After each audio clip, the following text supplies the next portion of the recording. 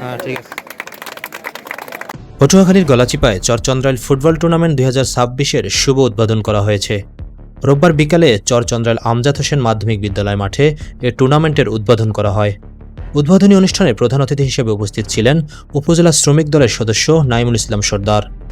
এ সময় বিশেষ অতিথি হিসেবে উপস্থিত ছিলেন ইউনিয়ন বিএনপির সাবেক সাধারণ সম্পাদক সুজন খান এবং চরচন্দ্রাইল আমজাদ হোসেন মাধ্যমিক বিদ্যালয়ের প্রধান শিক্ষক মোহাম্মদ শাহিন গাজী সহ আরও অনেকে।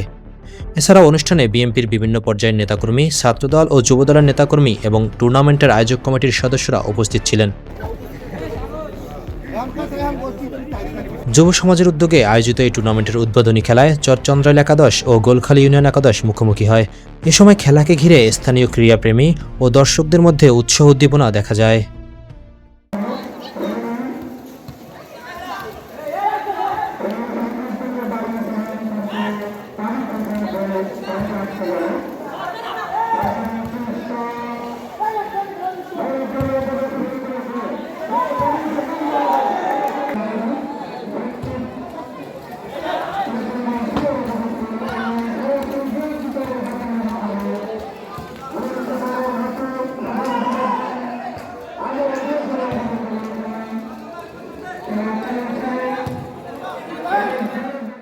চরচন্দ্রাইল আমজাদ হোসেন মাধ্যমিক বিদ্যালয়ের পক্ষ থেকে, আয়োজক কমিটির পক্ষ থেকে সকল প্লেয়ারকে আমি আন্তরিক অভিবাদন জানাচ্ছি।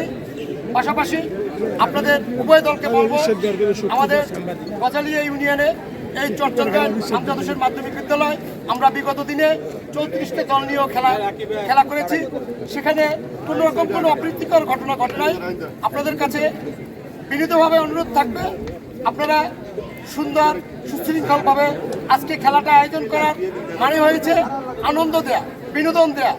আমরা সেই আনন্দ দিতে এসে, বিনোদন দিতে এসে আমরা যেন কারো কষ্টের কারণ না হই, আমরা যেন ভাই ভাই ঝগড়া না করি, সেদিকে আমাদের উভয়ের সজাগ দৃষ্টি রাখতে হবে।